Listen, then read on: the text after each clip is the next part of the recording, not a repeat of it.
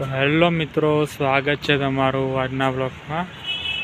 ગાયો બાંધવાનો આપણે અને ગાયને ધોવાનો ટાઈમ થઈ ગયો છે, જેની તૈયારી આપણે કરીએ છીએ. અને જો આપણે આ બંને રાહ જો આપણી વાછડી પણ રાહ જોઈને ઊભી રહી છે ગાયોની. જો અહીંયા કેટલું સુંદર દ્રશ્ય દેખાય છે.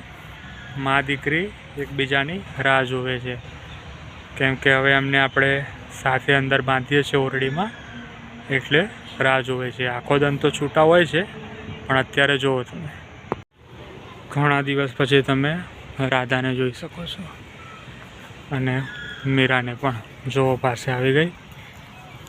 અને આ એમનું પીવા માટે ચોખ્ખું પાણી. જો આ ગાય આપણે થોડી દુબળી છે, એનું કારણ એ કે હજુ તે દોવા દે છે.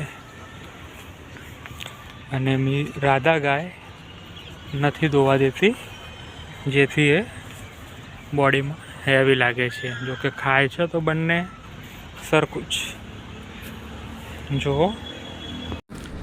અહીંયા આપણે વાછડી અને વાછડાને બાંધ્યા છે. જોકે એમની માટે અંદર આપણે મચ્છરદાનીની વ્યવસ્થા કરી દીધી છે. અને હવે આપણે જોઈ શકો છો એમના માટે નેપિયર. આ ટફી કેટલું કમ્પ્લીટ થઈ ગયું છે તમે જોઈ શકો છો મિત્રો.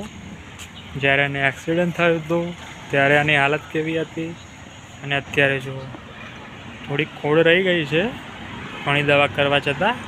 અત્યારે તે એકદમ કમ્પ્લીટ છે, ભાગમ ભાગ. ગાયો માટે રાતની 4 આવી ગઈ છે, જોઈ શકો છો તમે.